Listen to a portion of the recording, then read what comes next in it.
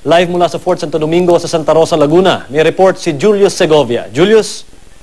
Mark, hanggang sa mga oras na ito, hinihintay pa nga rin natin yung convoy nitong si Janet Lim Napoles, ang itinuturing nga na utak o mano na pork barrel scam matapos nga yung kanyang arraignment sa Makati RTC. Hinihintay na ng mga kagawad ng media dito sa harap ng Fort Santo Domingo ang pagdating ni Janet Lim Napoles. Kanina lamang, Mark, mga 15 minuto lang yung nakakatipas nang lumabas na dito sa Fort Santo Domingo ang ilang puwersa ng Special Action Force.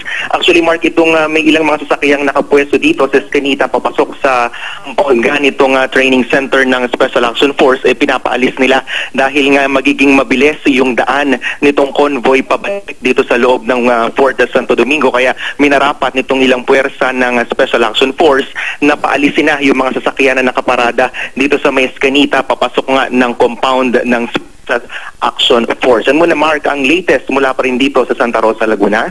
Julius, kanina kasi sa Makati Regional Trial Court nakita natin kung gaano kahigpit. Mark, ito, kung inyo makikita sa live video, may pumapasok na itong unang convoy. Actually, Mark, umalis dito yan mga bandang alas 12 Gs ng tanghali, inakala natin yung mismong convoy. Pero itong dumarating, Mark, posibleng ito yung decoy lamang.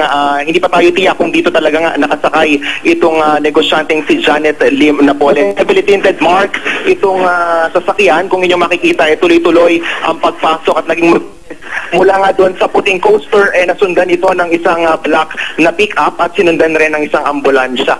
Hindi pa tayo tiyak, Mark, kung ito na nga yung kung nasa loob na nga nitong ito, pero ito sinundan siya ng mga kagawad din ng media.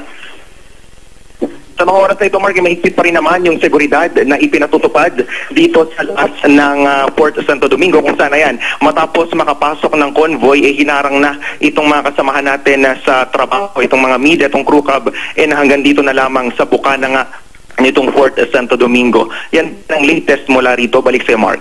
Maraming salamat, Julius Segovia.